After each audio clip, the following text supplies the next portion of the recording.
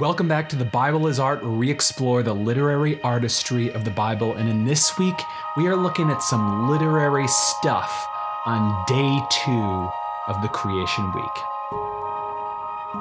So where are we in the story up till now? So we were introduced to the main character of this great epic, God. And in his first action, he creates the heavens and the earth. And it's a very fast action, and we are brought up to the point of creation where the earth is created, but it is covered in water and it is dark. These chaotic, unformed, shapeless, waterless place. And then our narrator slows down because he wants to focus our attention on these 6 days of action of our main character, because in Genesis chapter 1, it's not just about this thing that our character does. It's not just about creation, but it's about characterizing this main character, giving us an overture into his identity.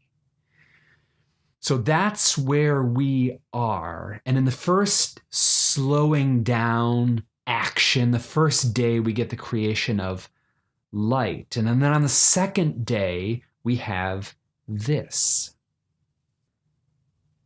And God said, "Let there be an expanse in the midst of the waters, and let it separate the waters from the waters."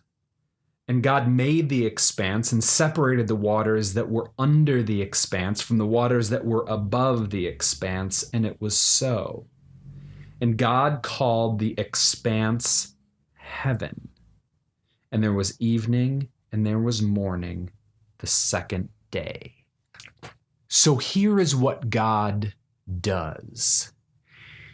You have these waters covering the whole globe, and God separates these waters. And in between these waters, he puts an expanse. And we're first told that it is an expanse, but later we are told that God names this expanse. And it's fascinating what he names it, because he names it after something that already exists. That is, heaven. Now, we have to talk about this word heaven because we didn't talk about it before. And that is in the first verse when it says, "In the beginning, God created the heavens and the earth." Now, what does heavens mean? Well, if you open up any sort of standard Bible dictionary or Hebrew dictionary, you can see that the word means 2 different things. It either means the sky, just the thing up there, or it means that invisible place, the place where God lives, God's invisible throne room, the sort of center of his rule, his reign, his kingdom. And in Genesis 1:1, we open with this, what the literary term is a merism, the heavens and the earth. That is, a merism is where you have 2 extremities, 2 extremes that encompass the whole. So if you were at a carnival and you said, "Man, everyone was there, young and old," you're not saying young people and old people were there, but not middle-aged people. No, you're saying everyone. And that's what this phrase is doing here, heavens and earth, the totality of existence. But it's not saying the up here stuff and the down here stuff. It's saying heavens, that invisible reality, and the earth, the visible reality. Earth being a metonymy, a part standing in for the whole of reality. So in the first verse, we're told that God creates this whole world, the whole totality of things. But then when we get to this second day, we are told that God names a place in the physical world after that non-physical throne room place of God. Now, why does he do this? Well, to understand that, we have to remind ourselves of the imagery of the sea, the waters, because we started with the waters covering the whole earth, and that's because these waters are symbolic of chaos or unformed stuff, things that God is going to bring form to. And so you have these waters, these chaotic waters, and God separates these two undesigned, chaotic things, and in the middle, he puts heaven. Now, on day 2, of course, what he's talking about is the sky, but it's the same word. And the reason is to communicate something about God's character, something about this character, about his action, what he's going to do. And why would he do that? Well, think about it like this. So I grew up in Deerfield, Illinois, and 99.9% of people haven't heard of it, but for the 0.1% of people that have heard of it, they probably know because that's where the training center for the Chicago Bulls is, and it's called the Berto Center. Now, if I were putting an addition on my house, and I were to tell you, yeah, I'm putting this addition on, and I am going to name it the Berto Center, you would know exactly what it was. That is, it would be probably a gym, a basketball court. And that's the same thing that's going on here. God names the sky the same thing as that invisible throne room of God, heaven, in Hebrew, Shemayim, because this is an earthly symbol, a copy, an image of that invisible to us, throne room of God. That is to say, and there's some obvious reasons. In the invisible realm, you have God, the main figure there of authority. And in the sky, you have a main figure too. You have the sun. And you also have little ones, stars, just like in heaven, later places in the Bible, you see that it is populated as well by angels. And also, the sky is physically, geographically above us. And above, typically, and in the Bible this is true, has to do with authority, just like God is hierarchically, authoritatively above us. So you have all of these symbolic resonances going on. So here's the big picture of what we're supposed to learn about our character from Genesis chapter 1, the second day. What this character does is that he will separate these chaotic places, and in between, he will put his rule, his reign, his kingdom in the midst. That's the kind of thing he will be doing. And so we have a physical image of what he will be doing later.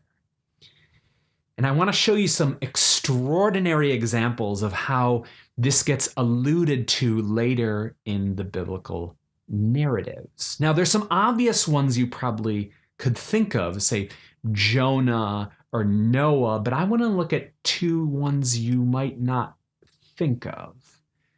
The first one is the crossing of the Red Sea. So Israel is in Egypt. God plagues the Egyptians. They're brought out, and then they are caught at the Red Sea, or the Sea of Reeds. And God does a miraculous action there where he parts the waters. He separates the waters, and he leads the Israelites through in his pillar of cloud and fire. So there's an obvious allusion here to this second day, because you have these seas which are going to be death, chaos to anyone who inhabits them. They'll fall back on the Egyptians, and God separates that for his people and leads them through.